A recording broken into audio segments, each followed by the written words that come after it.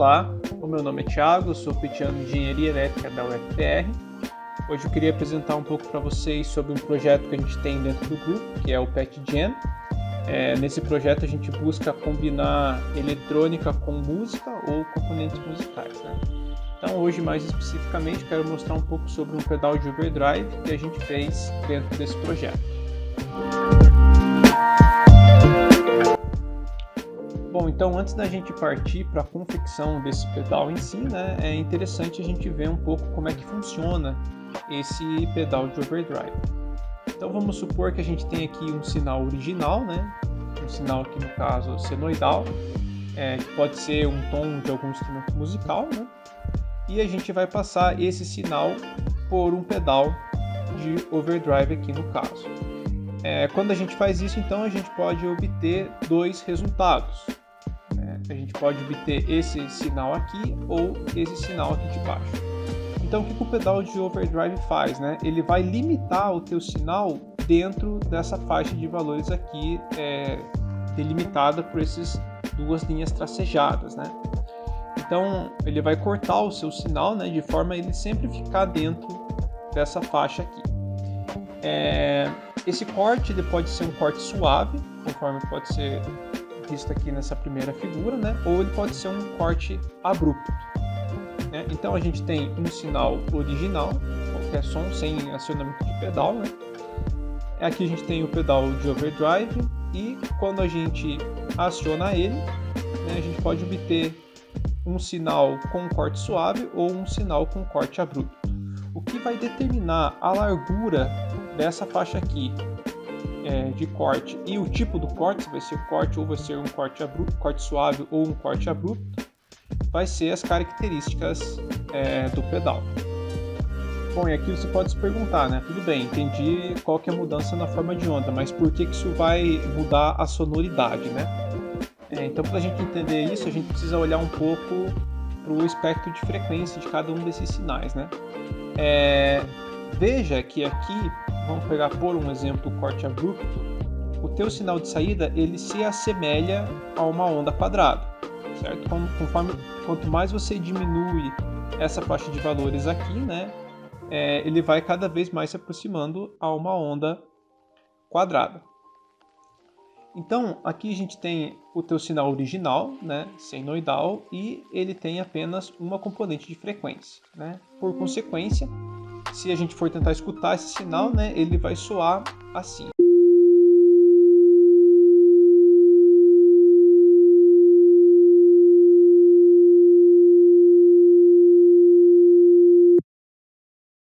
Então esse é o teu sinal original, sem passar pelo pedal. E agora vamos pegar um extremo que seria a gente ter uma onda quadrada, né? Então conforme a gente diminui a faixa de valores aqui, a gente se assemelha a uma onda quadrada e essa onda quadrada ela possua várias componentes em frequência e não apenas uma que nem era o seu sinal original e por consequência isso vai soar dessa forma.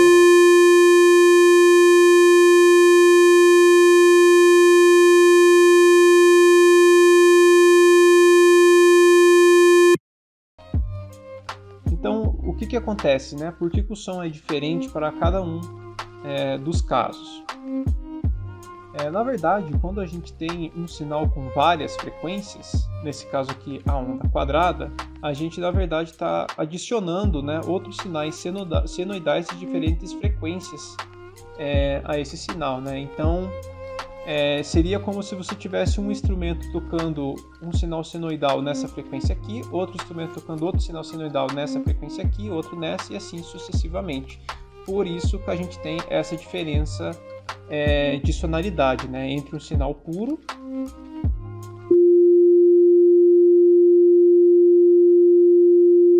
ou um sinal que passa pelo pedal, né, no caso aqui a onda quadrada.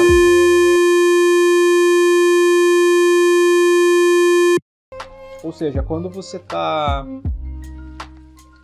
passa o teu sinal por um pedal de overdrive, você está chegando, quanto mais perto de uma onda quadrada você chega, mais componentes de frequência você adiciona no seu sinal e por isso você vai alterar, né, a sonoridade do seu sinal.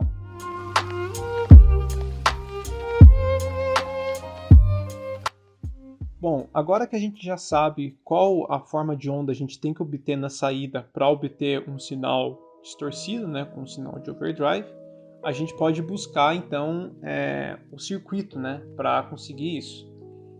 O circuito, na verdade, ele baseia simplesmente num amplificador operacional não inversor, né? Então, nessa figura aqui, né, nessa primeira parte aqui, a gente simplesmente tem um sinal que a gente vai aplicar aqui, né, um sinal de guitarra, e ele vai amplificar de acordo com essas duas resistências aqui, né? Então, a gente vai colocar aqui nessa resistência RF, a gente pode pôr um potenciômetro, de forma a gente conseguir variar aqui, né, o ganho do pedal, obtendo o sinal distorcido aqui na saída.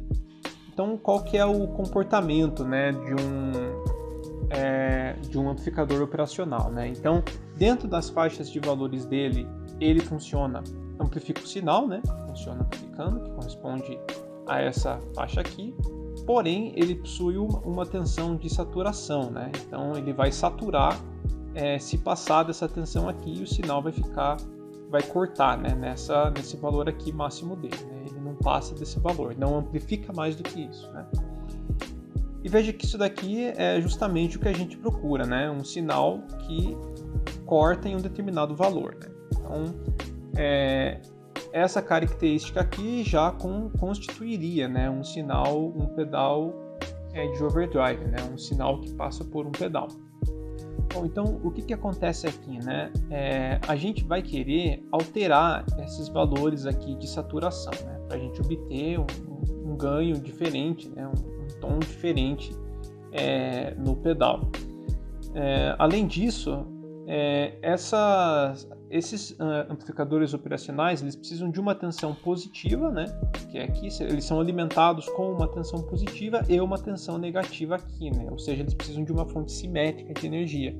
E, como a gente sabe, normalmente os pedais eles são alimentados por bateria, né? Então fica um pouco complexo a gente fazer um circuito com baterias para obter uma fonte simétrica.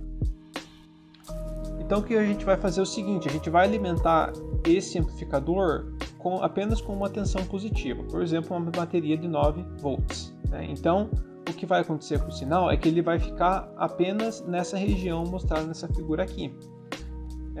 Ou seja, quando o sinal for abaixo de zero, ou seja, para qualquer sinal negativo, ele vai saturar e vai cortar o sinal. Então, o que a gente faz para contornar esse problema, né? A gente precisa, de certa forma, deslocar o sinal que estava aqui centrado em zero, né? Ele variava em torno dos 0 volts aqui. A gente precisa deslocar esse sinal para ele variar numa tensão intermediária aqui, né? Por um exemplo, 4.5 volts. Então, a gente precisa deslocar essa curva para cima, né? Como é que a gente faz isso? A gente simplesmente adiciona uma componente DC aqui no sinal, né? Então, adicionando uma componente DC ao amplificador, a gente vai ter aqui essa componente e o sinal de áudio, né? O sinal sonoro, né? Ele vai variar em torno dessa frequência aqui, né? Então, assim, a gente conseguiu contornar, né, o problema da fonte simétrica dentro do amplificador.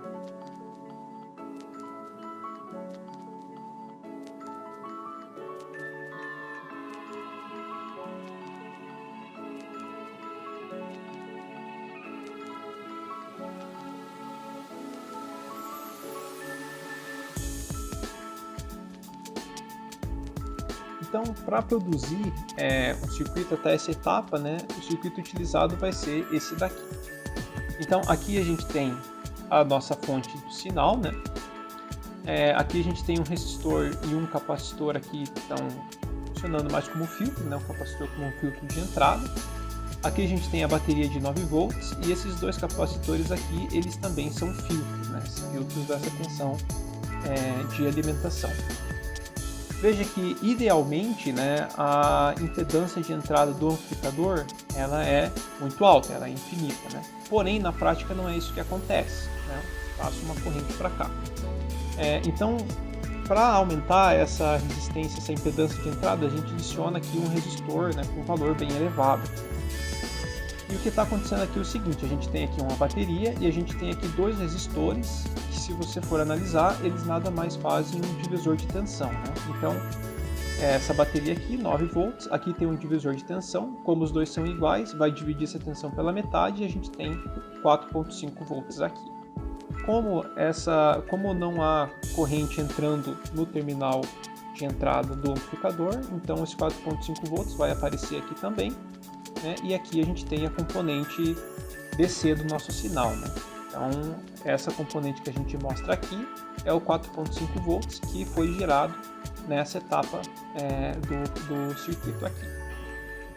E aqui a gente nada mais tem, né, do que o amplificador na conversão não inversora, né? Então a gente tem aqui a realimentação, onde a gente colocou um potenciômetro, né? Nesse caso a gente pode variar o ganho aqui do pedal. Então até o momento essa é a etapa do circuito que a gente tem. Bom, então até o momento, né, o que a gente tem é um sinal sonoro, né, que varia em torno desses valores aqui, né? Ele ainda não está sendo cortado, né, a não ser que porventura você consiga um sinal muito alto aqui sonoro, né, que passe aqui os 9 volts no caso, né, do amplificador e ele sature por característica do amplificador, né? Não por característica do pedal, o que dificilmente vai acontecer, né? Já que a gente sabe que um sinal de guitarra, por um exemplo, né, ele fica aqui em milivolts, aqui, né? Vai dificilmente chegar em 9 volts. Então, para adicionar a parte do circuito que corta, né, esse sinal, né, a gente põe aqui então 2 diodos, certo? E aqui a gente também adiciona um capacitor, também mais para acoplamento, né? Serve como filtro e evita alguns problemas de funcionamento do pedal. Então essa parte aqui do circuito é a mesma do circuito anterior. A única coisa que a gente adicionou aqui agora, os diodos que vão cortar o sinal, e aqui também a gente colocou aqui antes da saída mais um filtro, capacitor e resistor. Então, claro, né, a tensão que vai cortar, né, o sinal vai ser determinada pelo valor que você tem aqui no ganho, né, ela vai ser feita por esses 2 diodos. Bom, então aqui na saída, né, se a gente fosse pegar a saída aqui e conectar uma caixa de som, a gente já teria um sinal distorcido, né? A única questão é que esse sinal ele teria ruído. Se vocês pensarem um pouco por que ele teria ruído, porque você adicionou aqui na entrada dele uma componente DC, né? Então essa componente DC foi amplificada e está aqui na saída presente junto com o teu sinal sonoro que surgiu daqui, né? Que é onde você conecta o seu instrumento. Além disso, você não tem como controlar a tonalidade, né, desse pedal e nem o volume, né, que você tem na saída. Então, para fazer isso, a gente adiciona mais uma parte do projeto na saída aqui, né? Bom, então aqui a gente tem, né, um capacitor que vai filtrar essa componente DC do circuito, né, já que ele se comporta como um circuito aberto para baixas frequências. E aqui a gente adiciona um potenciômetro que vai mudar a tonalidade, né, do pedal. Então ele nada mais está fazendo aqui que dividir um pouco da corrente, né, está indo para a saída que a gente está pegando aqui nesse outro potenciômetro, né, um pouco ele está jogando para esse filtro aqui e um pouco ele está deixando passar. E aqui a gente faz a regulação do volume, né? Então a gente só está aumentando a resistência que o sinal passa ali antes de pegar ele na saída. Bom, então esse é o circuito que a gente vai usar para produzir esse pedal de overdrive. Bom, então como a gente está trabalhando com sinal de áudio, né, é interessante a gente produzir uma plaquinha dedicada para esse pedal, né, para evitar dessa forma ruído que viriam, por exemplo, se estivesse utilizando uma protoboard, né. Então, para isso eu estou utilizando aqui o EasyGA, né, para produzir esse projeto, e aqui eu tenho exatamente o circuito que a gente estava vendo anteriormente, né. A única coisa que eu tenho aqui agora são pinos, né, que eu vou deixar aqui para conectar a bateria. Então você veja que o amplificador operacional espera como alimentação um 9 volts positivo e um 9 volts negativo, né? No caso que a gente vai conectar só uma bateria de 9 volts. Essa mesma bateria ela vai gerar um sinal DC de entrada, conforme a gente viu anteriormente, né? Então o resistor R4 e R3 vão fazer aqui um divisor de tensão. Aqui a gente vai conectar o conector jack, né? Que vai vir do sinal de instrumento que você está utilizando. E aqui na saída a gente vai conectar também, né, esse conector jack aqui na saída do pedal, né? Então aqui a gente teria os potenciômetros, né, de ganho, a tonalidade e aqui do volume, né? Bom, e aqui a gente tem o resultado, né, da síntese desse projeto aqui, né, PCB criada, né?